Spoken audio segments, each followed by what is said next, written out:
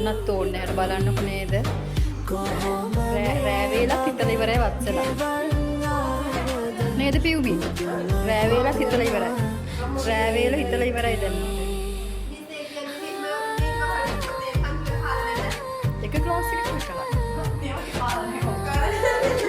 මේ වගේ කෑමක් කාලා නැහැ